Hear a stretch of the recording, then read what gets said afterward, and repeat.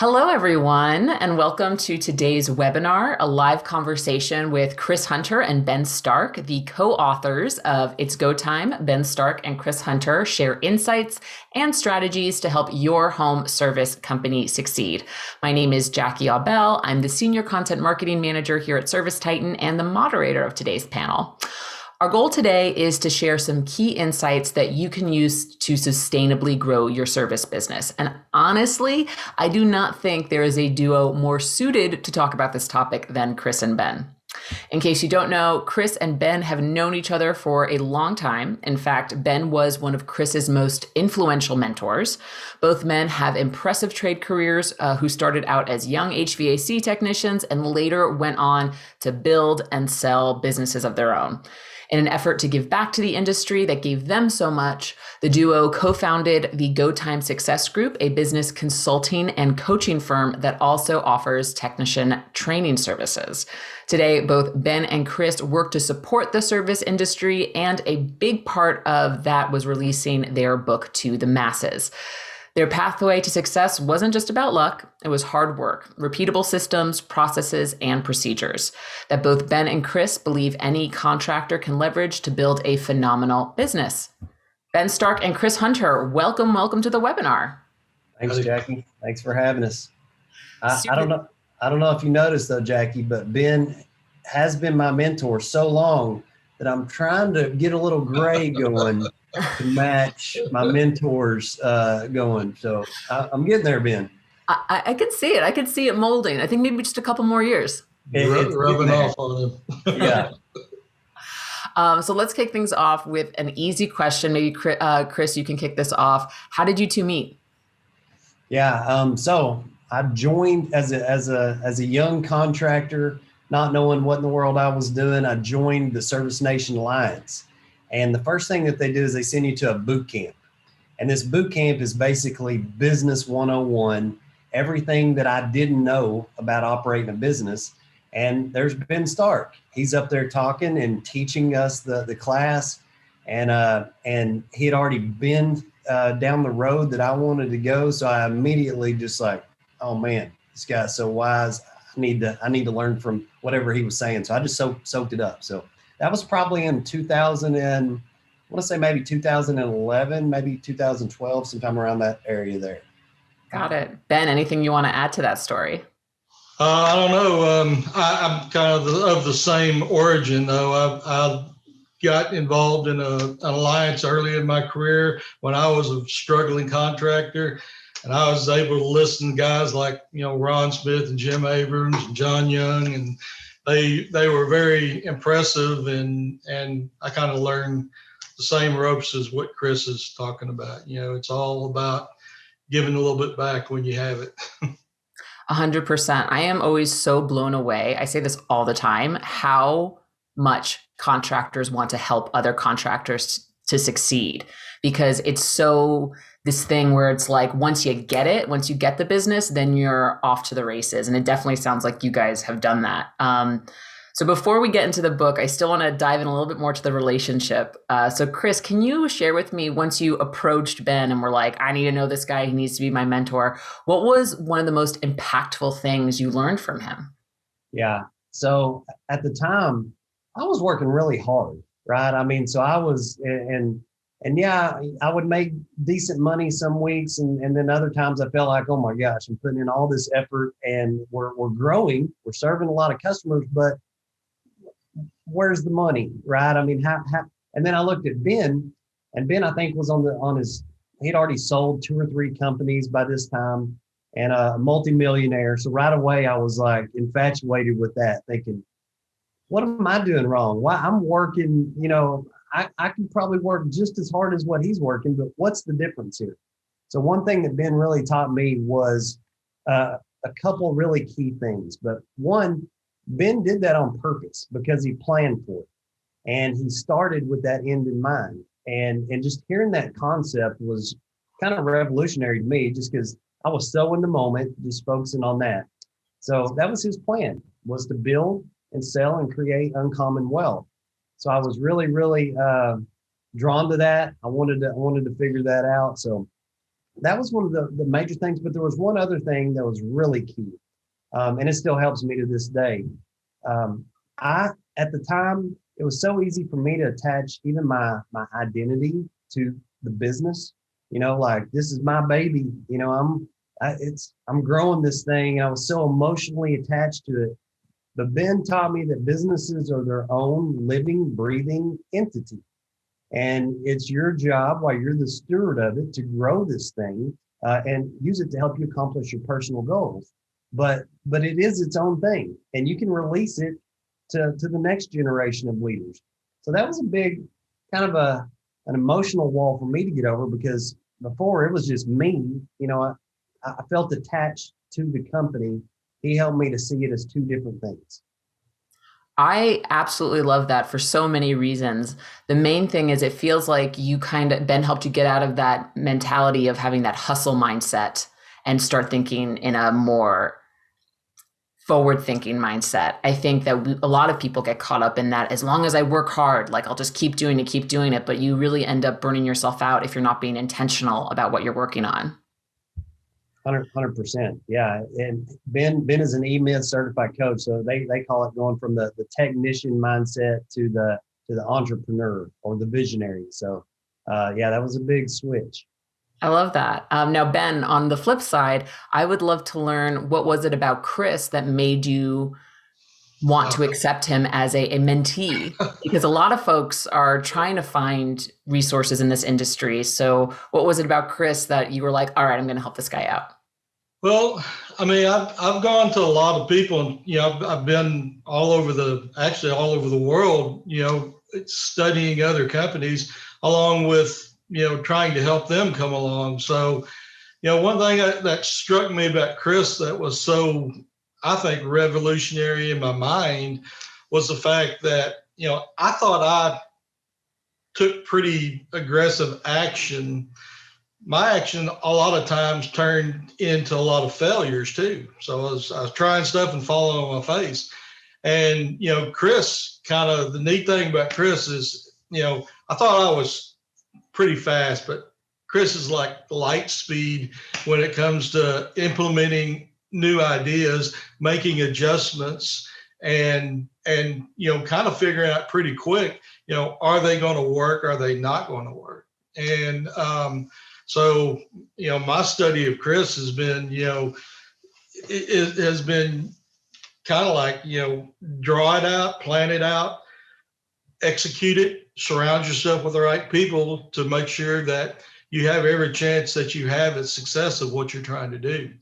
And I kind of had some of those mental blocks. Chris was great in growing not just one company, but expanding divisions in his company, and then expanding his companies to multiple locations because he was in a relatively small marketplace, where with me, I had a large marketplace, but I struggled with even expanding trades in my company. So I know I did real good in HVAC, but I was challenged in converting my success into the plumbing or the electrical business until I kind of got with Chris and kind of saw, how you implement this and surround yourself with the right people.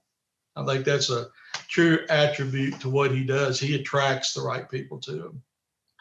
So Chris, you always credit Ben for being your mentor, but it sounds like you were a bit of a mentor yourself. And also, I will underline that point. Now, working with Chris for over a year, Ben, he is certainly an implementer. And that, I think, is really the key to trying new systems and processes, trying new ways of doing business, and actually seeing if they work. Yep. Go for it, Chris. Well, just on that thought, I think any great relationship, it's a win-win on both sides, right? So, I mean, that's why no matter if a contractor is just getting started or they're the biggest, most successful one out there, there's value to be had in every conversation and every relationship. So, so thanks for that. Learn from the people you surround yourself with. I mean, even if you're trying to help them to move to something else, my goal is to find something every day that I'm putting in my pocket to find, to see if it fits, make notes, take journal entries, whatever it may be, so you can always reflect upon something that you're learning. I love that. And I've heard this before. You're the summation of the 6 people you spend the most time with. It's so true, right? So let's go to the book. So, Chris, maybe you can go first. What was it?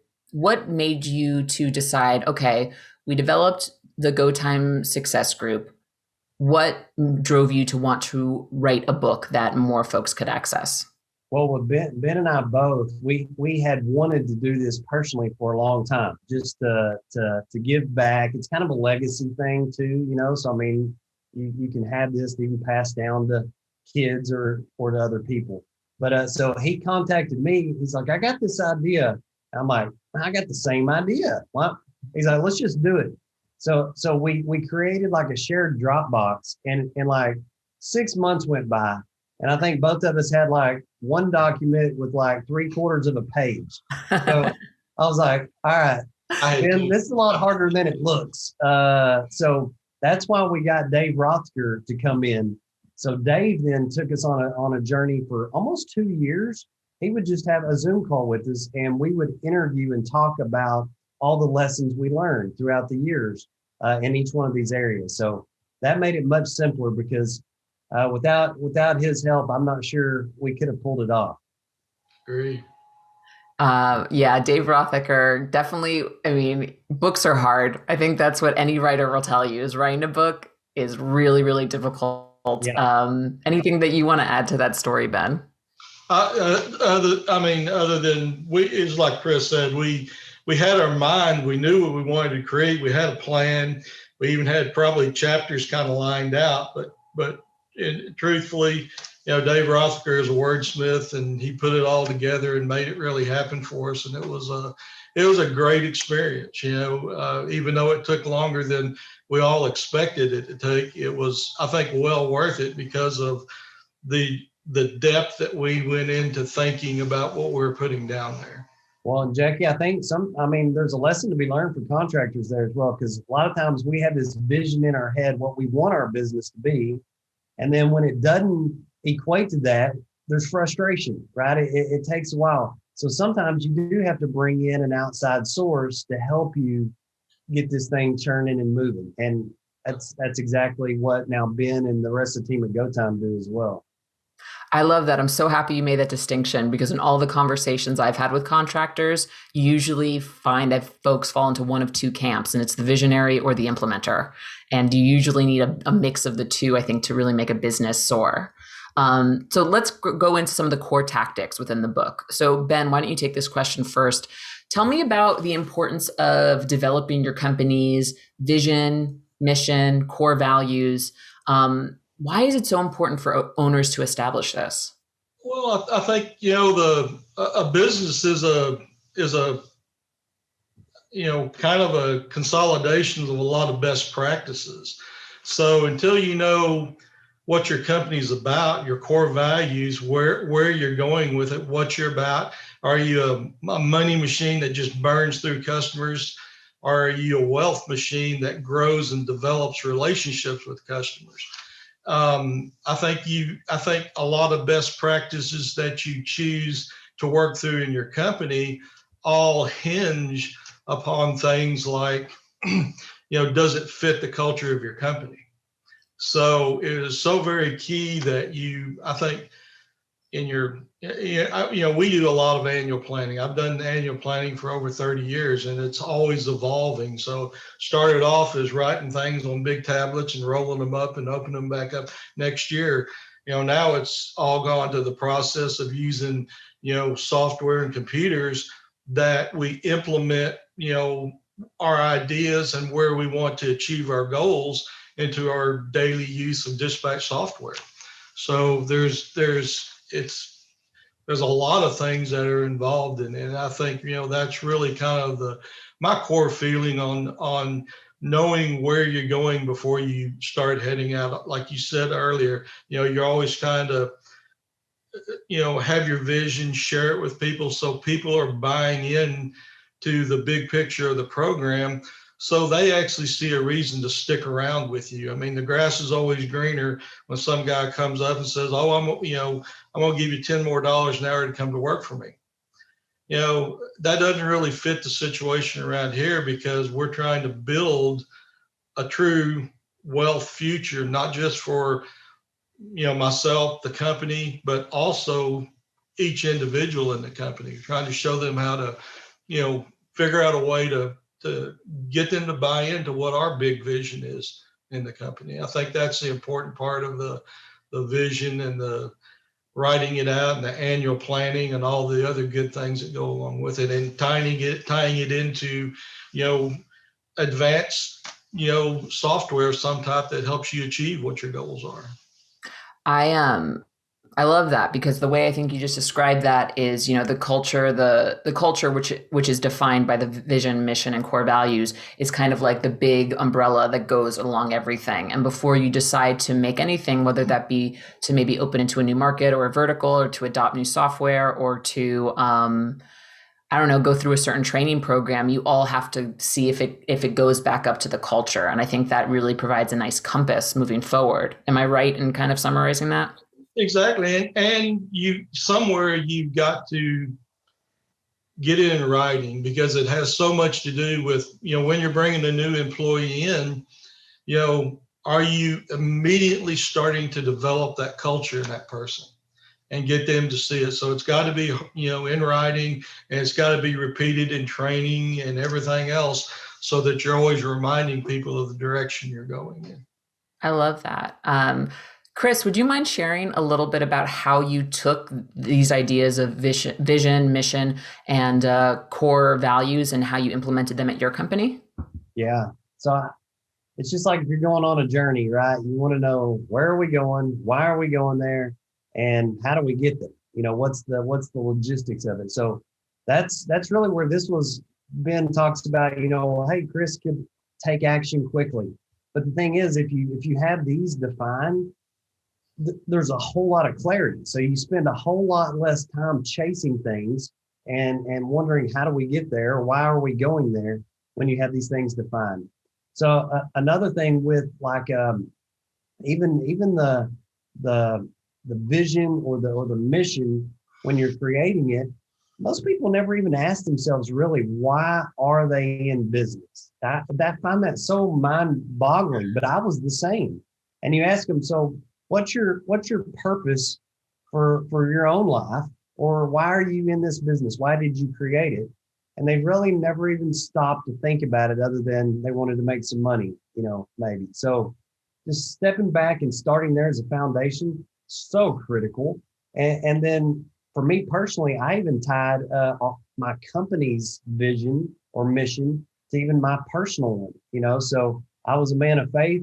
So I actually married the two together a little bit. So I knew that for us, we wanted to keep customers comfortable, save them money, do it better than anyone else, and honor God while we did it. So that was the mission of the company. And the vision was to get really good, which means develop systems and perfect our craft, develop leaders, and then duplicate in similar areas. So there was no question about, why are we doing this and where are we going? It just gave us a whole lot of clarity.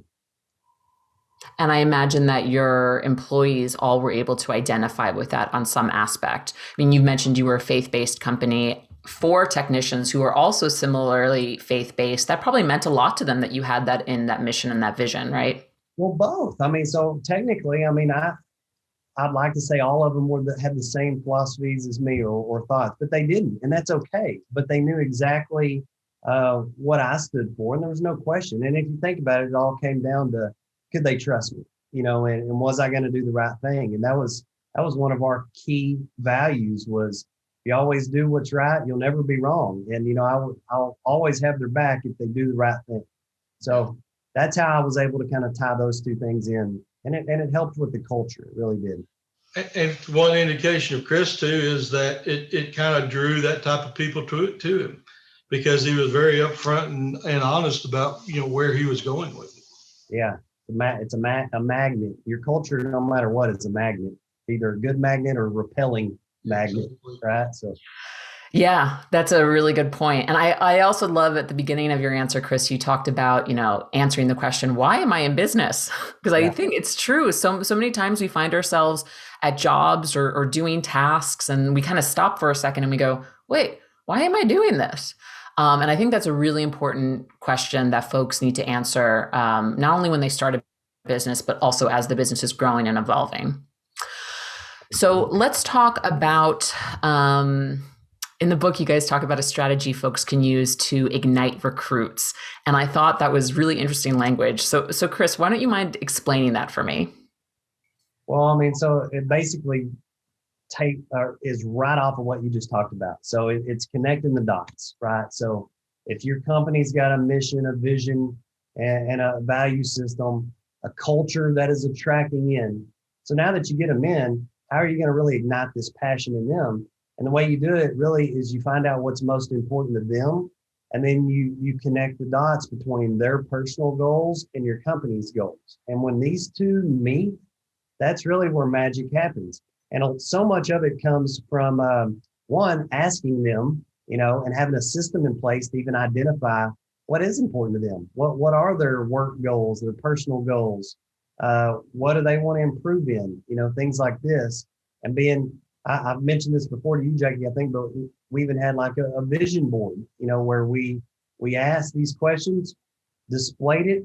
And then for me, I got to spend a lot of time connecting those dots. So if somebody wanted to take their kids to Disneyland, and I could show them how if we perform in this area and they hit these numbers and this could happen, there's the money to connect to get them to Disneyland. Kind of gives a way to ignite that passion. And then Ben talks about 4 toolboxes, and it really goes into having a system to not just build technicians, but really reach in and connect at so many different levels. And Ben, in fact, Ben's got a poster behind him there that's got the four toolboxes. But you can tell them about that if you'd like to, Ben. Well, I think it's kind of the philosophy of trying to break things down to where it's pretty easy for them to remember the fundamentals. And, Chris is great with his analogies and everything he does about building, a simplistic framework so it's easy for people to see, remember, and duplicate. So, our four toolboxes, of everything we do is kind of like, with the physical toolbox, it's having the right tools and knowing how to go out in the field and use these tools to the best of their ability. So it helps them to move through their jobs quicker, and then whatever project it is, if it's changing a capacitor or a toilet seat or whatever it may be, having the correct stuff to move through there quick. Then it's having the knowledge about what you're doing. And that's a lot about what our training is based upon, is teaching everything and every little aspect of all these different tasks that they've got to go out there and perform. And then you can have all the knowledge in the world, but if you don't have the communication toolbox, you can't really transfer this on a personal level to that customer where they comprehend what you're talking about without talking over their head. So it's important for us to teach the toolbox, the knowledge about the knowledge toolbox, the communication toolbox, and then the most important one of all is the mindset toolbox. You start towards a job. My job is not cooling air conditioner or whatever it be, or hot water heater not heating. And as you're heading to the job, you're starting to think about what the process you're going to start going through at this job. And the mindset is, you step out of that truck and you turn off all the bad things in your life, and you kick on the professionals, turn the professional light switch on to where you're approaching that job with a clear head every time you walk to it, so that you are successful at what you're doing and you're not letting all the things on the outside of your life influence what you're trying to do to make yourself better and grow your wealth as an individual. I love that. Go for it, Chris. Yeah. No, I was going to say, I know Jackie loved that last point because she is 100% in line with that mindset toolbox. Oh my goodness. I love the mindset toolbox. I have I won't go off on too many tangents because I want to keep on task, but I just wanted to recap there the physical, the knowledge, the communications, and the mindset toolbox. I think those are all great. And not only can they be applied to the service industry, but also other industries. Well, I started off with 3 toolboxes, and then I thought this is not complete, and then it was like, it is that mindset toolbox that ties everything together. Well, like anyone from the trades, you got to keep buying toolboxes. I mean, that's what happens. So Ben, I would love to hear. I mean, Chris alluded that you've been doing this a little bit longer than he has. How has recruiting in the trades evolved since you first started? Back before when we had stone tablets, you mean? Yeah. Yeah, when you had stone tablets, had a chisel on them with a hammer and a nail. Yeah, I think years ago, of course, it was running an ad in the newspaper, and you hope to get the right person. But over the years, the development of everything, it's kind of like marketing. How many different ways can you market? It's kind of like how many different ways can you draw employees in now. So there's the internet, the the ads, whatever it may be. And I think really what we've developed and been successful more than anything with is growing the culture of our business to where people are attracted to us. One of the first things I did when I started my last company, Sunny Service, was at the same time we opened Sunny Service up, we opened up Growth and Profit Systems, which was a training arm. And then we started trying to help train people. And of course, it evolved to Go Time Success Group with Chris, coming in.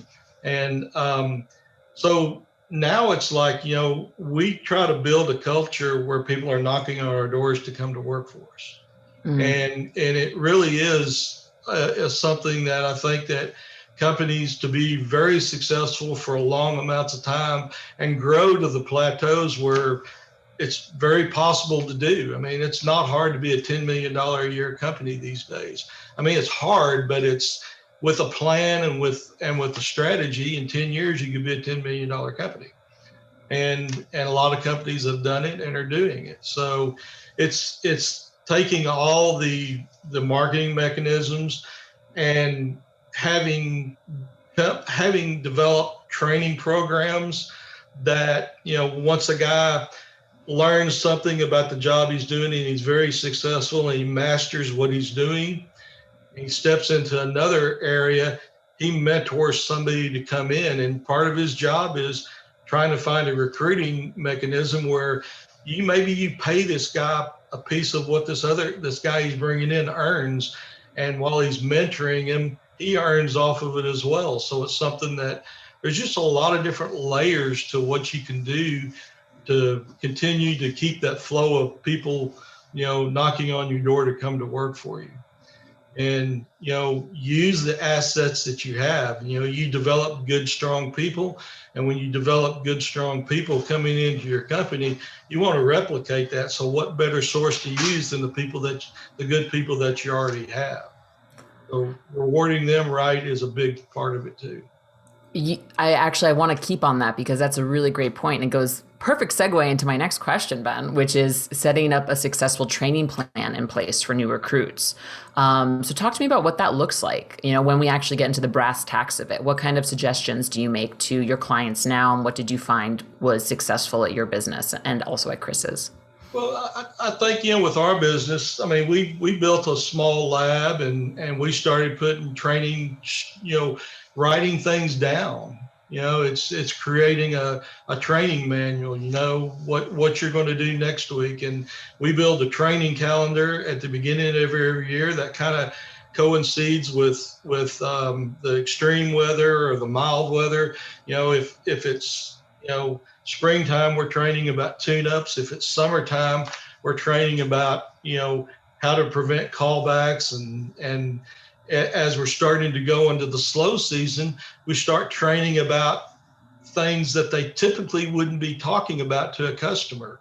So it may be duct cleaning or attic insulation or some other venture that we're trying to maximize our labor force all times of the year, even in the times of the year where our peak extreme season is not working for us. So just good training manuals and having, it doesn't even have to be an elaborate lab. It can be a very small one system working lab, but you're taking people and you're teaching them how to do things in these labs to help them be more successful out in the field, teaching them how to use meters and communicate and knowledge, all the toolboxes you're working on. Got it. And am I correct in the training schedule basically shifts in the weather, especially for HVAC? Yeah, weather and like I said, different, peak times of the year, slow times of the year. I think the most important thing a successful company can probably do is make sure that every single day of the year you're working on having that, that service tech at least on 3 calls a day, that salesman on 2 leads a day, that install crew on 1 replacement a day. So, the whole success, structure and vision of what we're trying to do is to keep things moving and rolling. So in our business, we've got to kind of switch avenues a little bit of what we do. Sometimes it may be, just repair work. Sometimes it may be more geared upon, a few different odd things that we normally don't do in the peak season of what we're trained to do. So just keeping the trucks rolling is, I think, the most successful thing you can do to keep above that break-even mark, because when you're in the heating and air conditioning business, anytime you drop below break-even, you got to pay yourself back out of the money that you're making in the good times. So it's always good to be above break-even. Jackie, let me throw one extra on the training calendar. So Ben mentioned doing it like in coordination with your seasons, but I would encourage people to be intentional about coordinating even with your marketing. So for example, whatever the marketing special is for this month, the month before, we should probably have trained very heavily on that subject. So then that way, when the techs or ground force is out there, they actually know what they're talking about really well. And to back that up, to be intentional about budgeting for training, because nothing happens unless it's scheduled or you have it in the budget. So people are like, well, what do I budget for training? I've got kind of an odd one, but I'm a firm believer in this, but whatever you spend on marketing, you should probably budget half of that for training. So therefore, if your marketing budget goes up because you're wanting to get aggressive, well, you better make sure you train even more on it, because our ground troops are going to have to maximize these dollars. So if you're spending 10% on marketing, budget 5% for your training. Ben also has a good rule of thumb kind of for what to budget for training. But Ben, you have that off the top of your head? What? Well, it's kind of like you either can do it off the percentage of revenue they bring in or a percentage of what you pay them. But, somewhere between 0.5% and 1%, you kind of are always marketing. We sometimes go as high as, 3% because it's just, we feel that, maybe we didn't have a very profitable year, and maybe it was because we had too many callbacks or too many, odd things that the quality control wasn't there. So anytime I've invested in the training side of my business, my quality control has always improved, which has put more to the bottom line, because there's nothing worse to your bottom line than having, problems in the field that you're having to continuously waste time and assets. Because when your assets are out there fixing something you've already done one time, they're taking away from the assets that you could be producing money with new customers. And Jackie, too, training wise now, it's not just about the technician. So technology, like our service software, ServiceTitan plays such a big part of this. Yes. That ought to be scheduled as well. We ought to have a very dedicated training effort on maximizing this thing. Because, if you think about what it does for your company, if you're ignoring making that part of your training plan, you're handicapping yourself right off the bat. I'm so happy that you guys said that. It's almost like, I don't know, like different departments in a company should talk to each other and plan accordingly. Like crazy idea. Let's hop on software real quick, because I know, Ben, you've seen like a lot of changes in just the way work gets done. Talk to me about how important it is to leverage technology to help with this process. And Chris, because you were the one who just mentioned ServiceTitan and how that worked for your company and for a lot of your clients, you can take it from there. Okay. Well, on software, where we go with software, like you said, I've been on all different types, and I've probably been on, I don't know, probably 6 different dispatch type softwares and a couple of different accounting softwares. And I think the progression of what's happening is that, the more advanced that you get and pieces of the puzzle that are available that you can either implement or not implement to fit the type of business you're in right now is a very, very important asset to have. And that's kind of where we are right now on our software. Is some things, we're still a relatively small company. We're under 5 million. And we're not using a lot of the pieces of the software that we have available to us because we really don't need them at this point. But so software, and having the pieces that you can turn on and off, is, I think, a very important mechanism to have available to you. And as far as numbers, I mean, that's what it's all about. You can't really sit down and counsel a technician or a CSR or a salesman on where they should be if you don't have accurate numbers going into it, because then you're not accurately showing, what's legitimately achievable and what's on the outside of the envelope that probably is not going to be obtainable. So, and the truth about the success with people is small steps get you big results, I think. Yeah. Well, piggyback off that. So if you go back to my vision at Hunter, we were 25,000 people in the little town that I was in. So I knew that, oh man, if I'm going to create anything of size, of enterprise value, I'm going to have to figure out how to expand, right? So with leveraging software, it helped really accomplish what Michael Gerber calls the people law. And just to summarize what Michael Gerber in the E-Myth says about it, because I'll mess the quote up, but basically it says, whenever you have intelligent systems and processes in place, every time you add a person into those systems, you can expand your reach, and you can expand your reach almost indefinitely. So I think about what I was able to do with my vision, which was get really good, which was to have systems and processes, develop leaders, the people, and then expand into neighboring areas. Well, I was able to use software as a tool to be able to do that, because now during that development of the leaders, I could say, hey, I want you to go to this neighboring area. But guess what?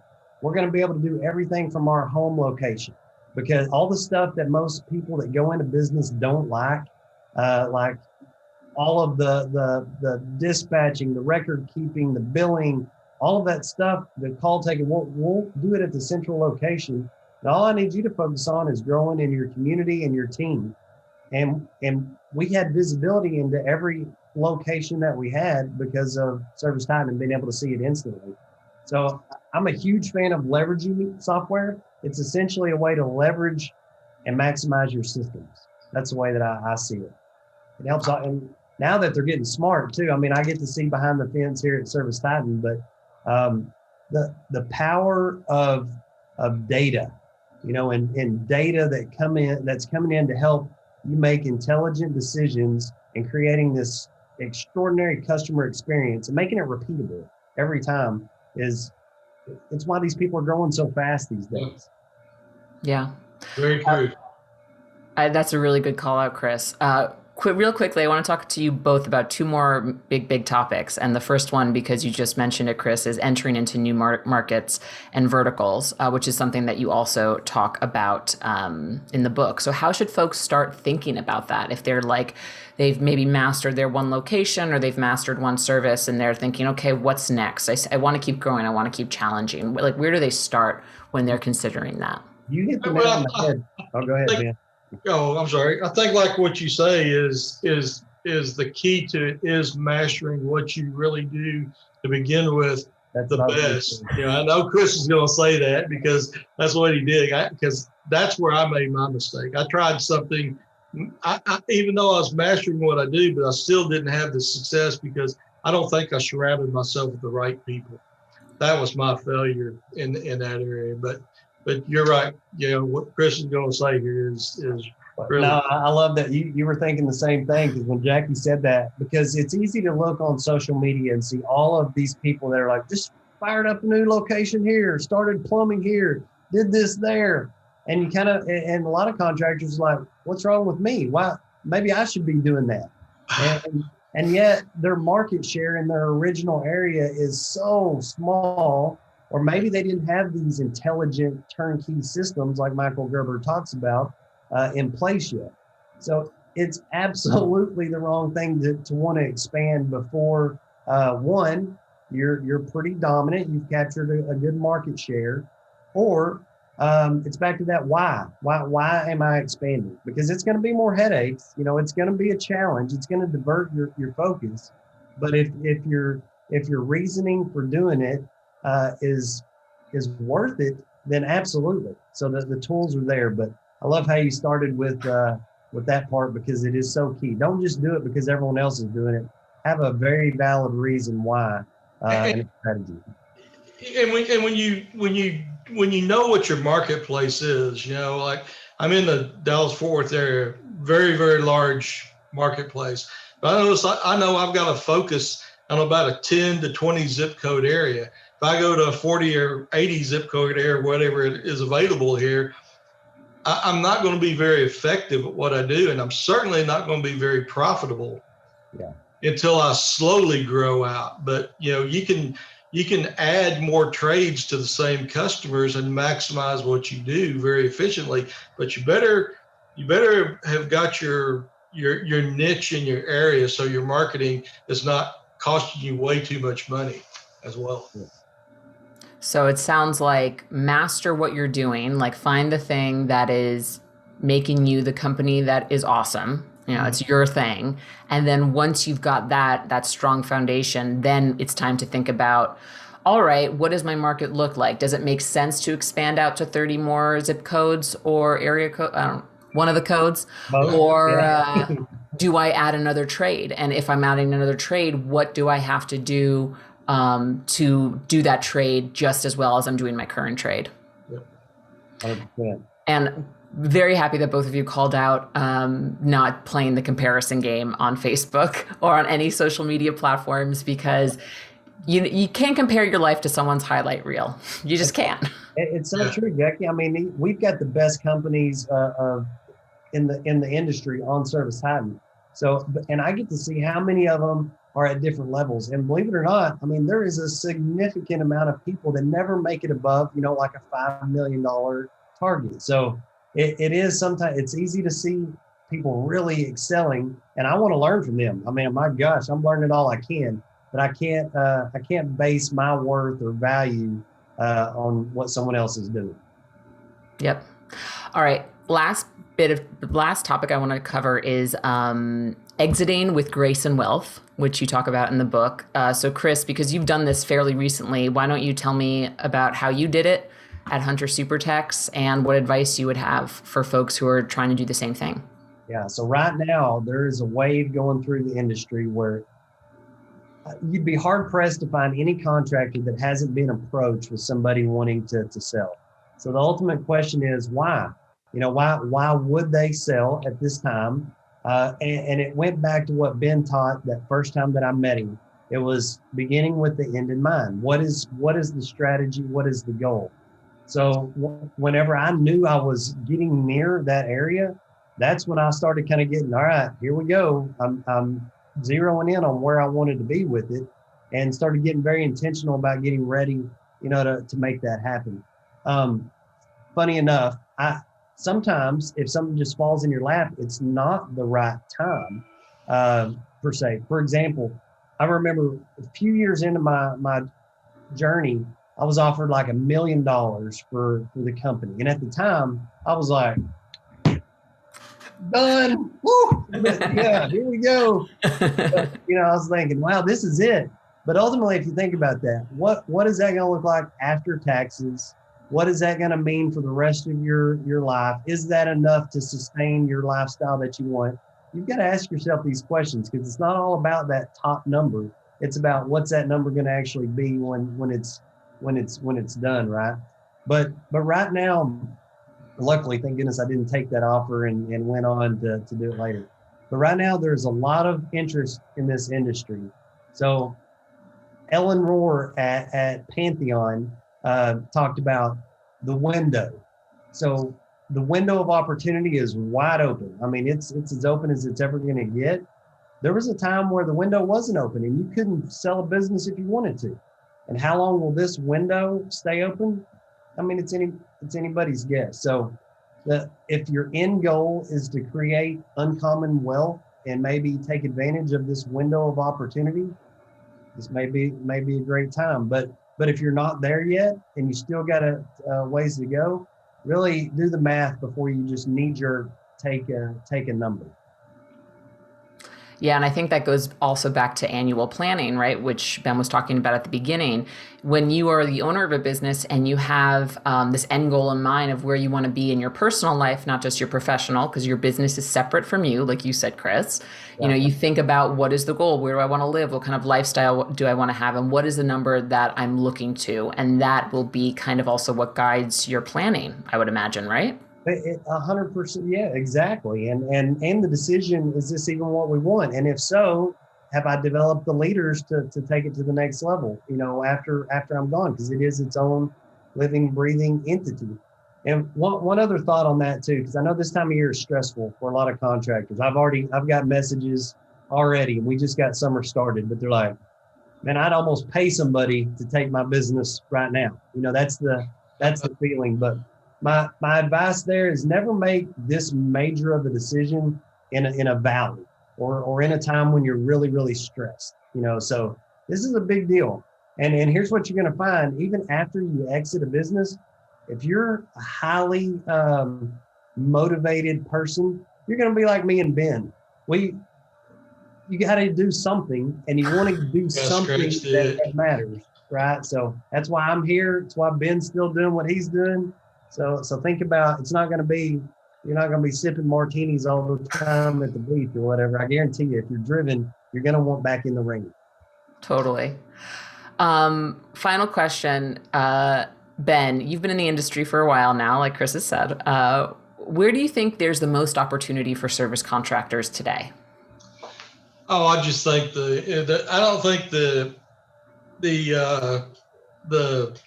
opportunity ever ends. I think we get in peaks and valleys, and I think the key thing about when you get into an economic or whatever related valley that a business kind of goes through, I think that's when you put your foot on the accelerator. You don't pull back. So I think you know, it's you know, I've always had the philosophy of when, you know, the economy is crashing or interest rates are going up or whatever, you just keep on going and even press harder and try to look for more opportunities out there, and they develop. Every time we've gone through a pullback of significance, you know, all I've ever done is, you know, just pushed a little harder, done a little more marketing, took a little more risk, and it's always paid off because a lot of the people are retracting and say, oh, it can't be done, but that's not true. It can be done.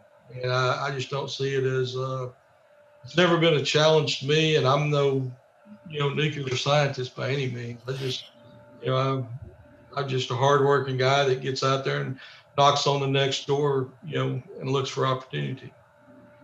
Love it. Any final words from you two before we wrap this up? And I want to thank you. This has been a really wonderful conversation, and I've absolutely loved it. So thank you again for your time. Any final words? I mean, thank you for inviting us on, and thank you to Ben. I love this industry, passionate about it, and this conversation right here is kind of proof that anybody can do it. My gosh, if I can accomplish something as a technician that my first goal was just to learn how to fix an air conditioner. Which hose do I hook the blue one to, and which one do I hook the red one to, right? And then to get to this point in just a few years, I would have never dreamed that. And it was only possible from learning from people like Ben, power of leveraging tools and technology to grow. So my final words is just I'm thankful for the industry, and if I can do it, anybody can do it. Read more books. We have a good one that's out there, by the way. Oh, your book is fantastic. Yeah. Again, it is called It's Go Time. Ben Stark and Chris Hunter share insights and strategies to help your home service company succeed. You guys co-authored it with the help of Dave Rothacker. It's awesome. Everyone should check it out. Thank you, Chris and Ben. This has been an awesome conversation. Thank you to everyone watching, and I hope you all have a great rest of your day. All right. Thank you. Thanks, Take man. care. Bye.